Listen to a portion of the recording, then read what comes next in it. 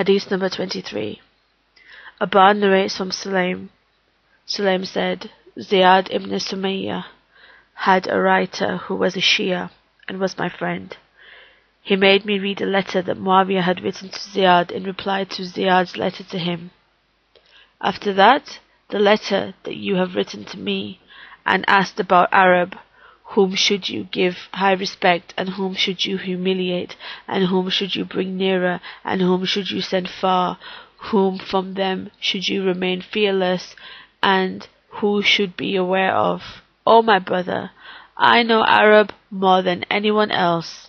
You keep an eye on this family of Yemen. In public, give them high respect, but in private, humiliate them, because that is what I do with them.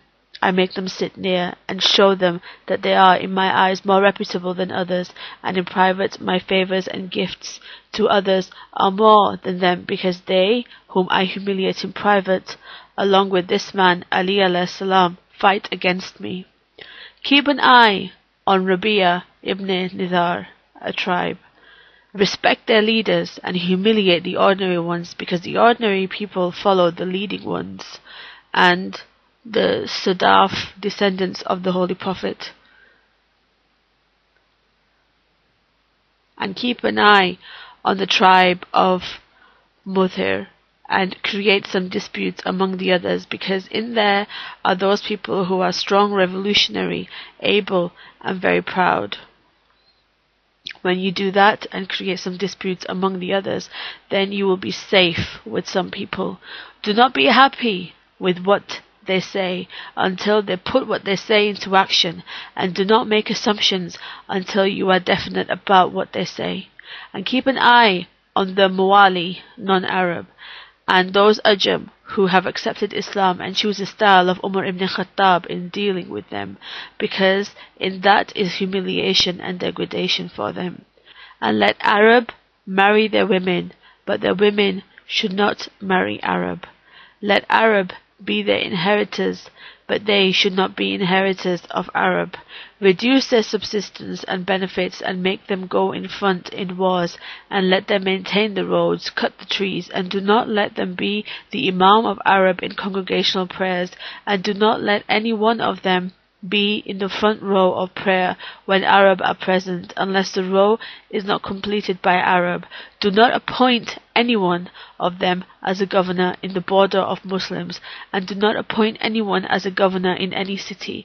No one from them should be a governor for making rules and decisions for Muslims, because this was the style and habit of Umar. May Allah from the Ummah of Muhammad sallallahu alaihi wasallam, and particularly from Bani Umayyah, reward him greatly. On my life, if he and his companion had not done what they did, and had the strength of both of them, and their steadfastness in the deen of Allah not done this, then we and the people of Ummah would have been slaves of Bani Hashim, and these people would have one after another inherited caliphate like Ahle Kisra, Iran, and Qaysar, Rome, inherited.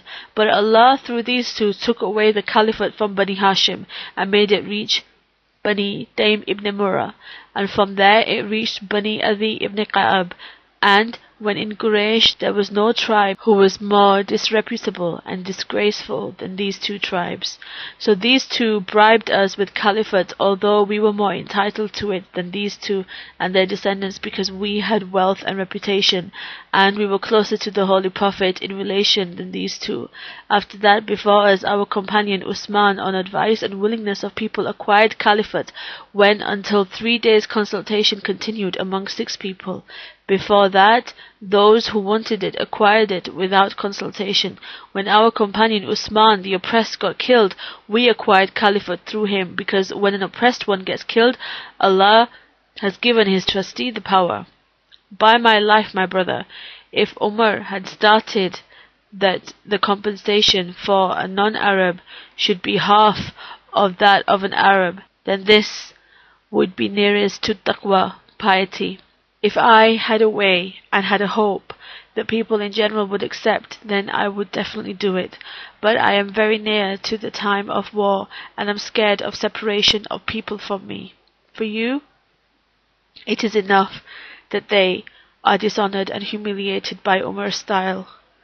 When my letter reaches you, disrespect and humiliate Ajam and keep them away. Do not ask for help from any one of them, and do not fulfill any wishes of any one of them. By God, surely you are the son of Abu Sufyan, and are born from him. For Ubayd, there is no need for ancestors after Adam. You informed me, and O my brother, you are in my eyes a very truthful person, that you read a letter that Umar had written to Abu Musa Ash'ari in Basra. At that time, you were his writer, and he was the governor in Basra. At that time, you were a person with no respect in his eyes, and you felt very humiliated and thought you are slave of Saqif, a tribe.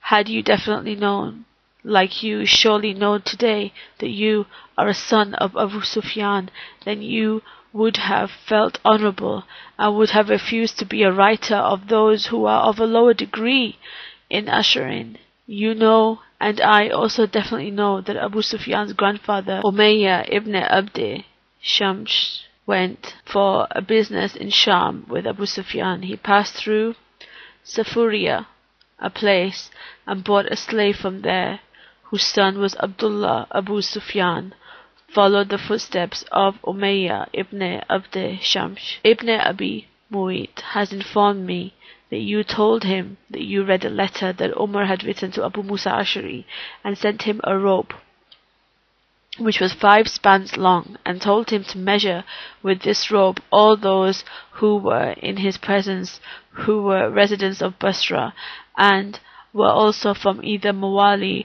or from those Ajam who had bought Islam, and kill them. So Abu Musa took your advice, and you stopped him and said that he should talk to Umar.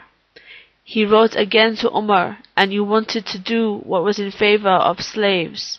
So you did, and on that day you were thinking that you also were a slave, and you were a son of Ubayd. You kept talking to Umar until you made him change his decision, and you scared him by saying that there would be a dispute among people, and so he changed his decision. You told him, how can you be satisfied when you have kept enmity with the people of this house, i.e. Ahlul Bayt? If they all go to Ali alayhi salam, and Ali alayhi salam with them stood against you, your rule will be finished. So he stopped. O my brother, I do not know any child born in the family of Abu Sufyan who can be unfortunate for him.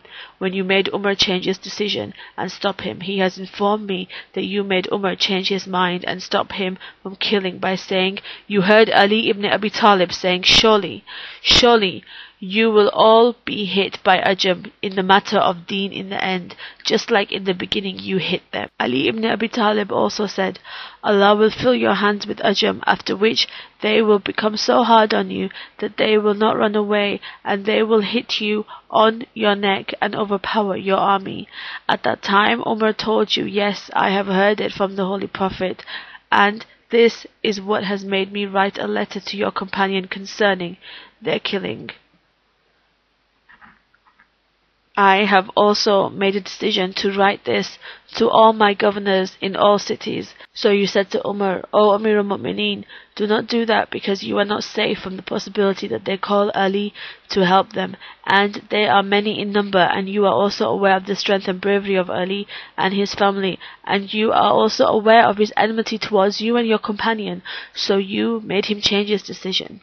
So you have informed me that you did not make him change his mind, but as a favor, and you have not changed in your matter due to cowardice. You have also informed me that you had also informed Ali about this during the time of Usman's rule, and he told you, the bearer of black standard, who will come from the direction of Khurasan, will be Ajam, and they are the ones who will overpower the reign of Bani Umayyah, and will kill them under every stone and grass. O brother, had you not made Umar change his mind, then this manner would have continued, and Allah would have finished them all together and cut their roots, and after that all caliphs would have made it a tradition until not even a hair or nail of theirs would have remained, and no one would have remained to blow into fire because they are a trouble for deen. I have no count of the traditions that Umar started in this Ummah, which are contrary to the traditions of the Holy Prophet, and people have acted upon it and accepted it.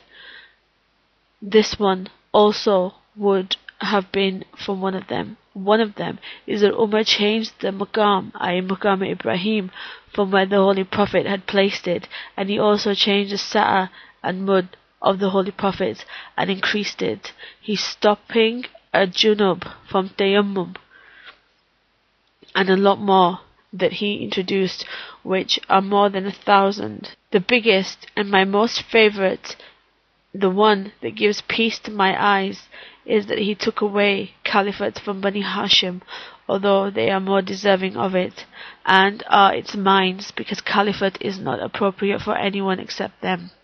The earth cannot have a system without them. When you read this letter, keep the contents confidential and tear it up. He said, when Ziyad read the letter, he threw it on the floor, turned to me and said, "It is a pity on me what I got out from and what I have entered into. By God, I was from Shia of Al Muhammad al-Islam, and was from his group. I got out from there and entered into the Shia of Shaitan and his group, and entered into his Shia, who writes me a letter like this. Definitely, by God, my example is like Shaitan, who refused to prostrate in front of Adam due to pride, kufr and jealousy." Sulaym said, "I did not let it be tomorrow until I wrote down his letter. When night befell, Ziyad asked for the letter and tore it and said, never, never should anyone know about what this letter contains. He did not know I had written it down."